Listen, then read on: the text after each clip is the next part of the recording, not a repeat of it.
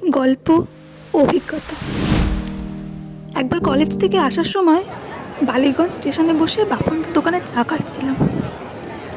হঠাৎ আমার নজরে পড়ল একজন বৃদ্ধাকে। উস্কো খুস্কো চুল, পরনের নোংরা একখানা শাড়ি। সবাইকে জিজ্ঞাসা করতে লাগলো, এখন কি ক্যানিং লোকাল কখন আসবে? দেখে ভিক্ষুক মনে হলো। আমি বাপনদার দিকে তাকাতেই বাপনদা বলল, আরে ওর ছেলে আজ দুপুরে স্টেশনে রেখেই খালাস, ও আর নিয়ে যাবে না। আমি এক আকাশ পরিমাণ অবাক হলাম। মাথাটা ঝিমঝিম করে উঠল। চায়ের শেষ চুমুকটা আর দিতে পারলাম না।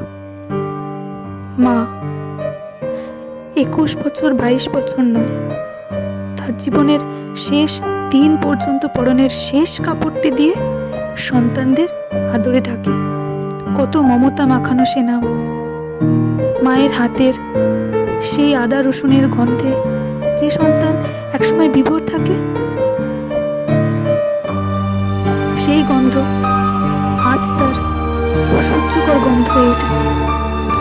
অমানুষের মতো ভুলেছে তার কর্তব্য। আমার ঘোর কাটল ট্রেনের হুইসেলের শব্দে।